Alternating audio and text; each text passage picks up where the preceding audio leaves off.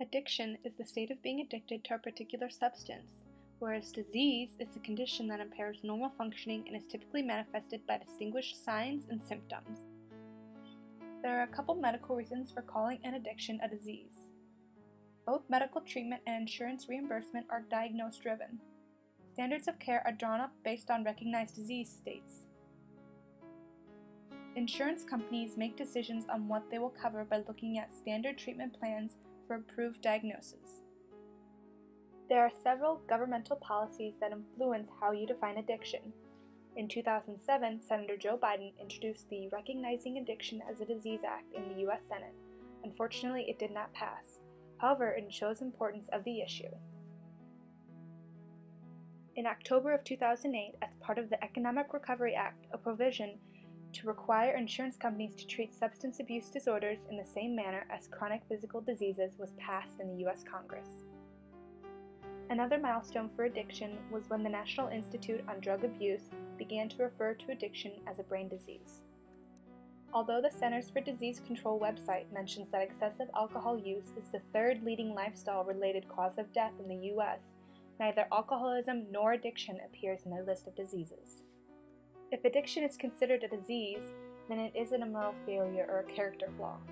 Although the results of addiction may be criminal charges and toxic behaviors, it can be considered a disease. The root cause cannot be blamed on a spiritual defect alone. If addicts have a disease, they can easily cope with their problems and make the healing process quicker. The morality and happiness notes on the faculties of the soul help illustrate how an addict over time loses their instinct. They start to lose their base appetites, their estimate power, and their reactive will. Addicts lose these instincts when they use and abuse drugs. Addicts keep their physical appetites, which attract them to specific material objects. Unfortunately, they slowly lose their spiritual appetites, which attract them to good and God. They cannot use their executive intellect, which allows them to take a step back and see the bigger picture, also known as panoramic reasoning. As humans, we are the only animals with an executive will. Without our executive faculties, we are just like any other four-legged animal. Addicts over time become very similar to savage animals and further away from the human structure. Triggers and breaks also play a role in addiction. This section in the Pursuit of Happiness Notes packet states that every person is susceptible to entering realms that if they had deliberated, they would have chosen to avoid. Triggers are those things that prompt a person to enter a realm. They are created when the appetites become sensitized to a particular stimulus. A break, on the other hand, is an act of the will that stops or slows a trigger. Breaks give a person the opportunity to make a deliberate, consent-filled decision. Addicts have lost their ability to break. The church tends to argue addiction is not a disease with the choice argument. To show how easy it is to get an addict to stop drinking or using drugs, the choice argument suggests this simple experiment. I take a bottle of alcohol, pour out a glass, and put it in front of the alcoholic. And I offer it up to him. Go ahead, Mr. Alcoholic, take a drink. No, really, it's on the house. But when the alcoholic reaches for the glass, I add a small twist. Oh, but Mr. Alcoholic, if you do choose to take that drink, then I'm going to blow your brains out.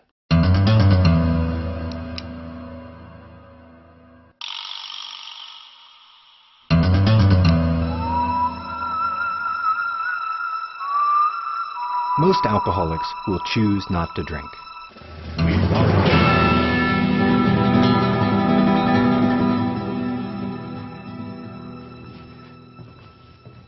And that's the choice argument's point.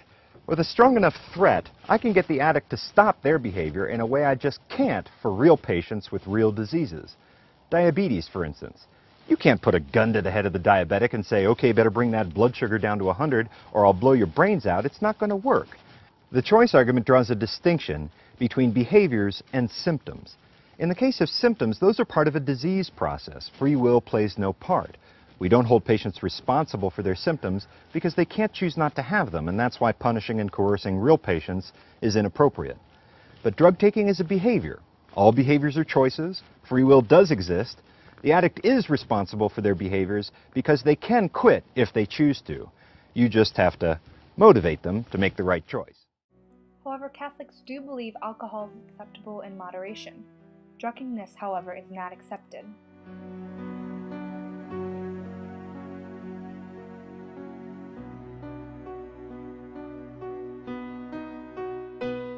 Today, the argument between addiction and disease is still being discussed. Doctors believe addiction is a new type of brain disease due to recent medical discoveries. However, the Church holds its ground on the choice argument. The big question still remains: should addiction be considered a disease?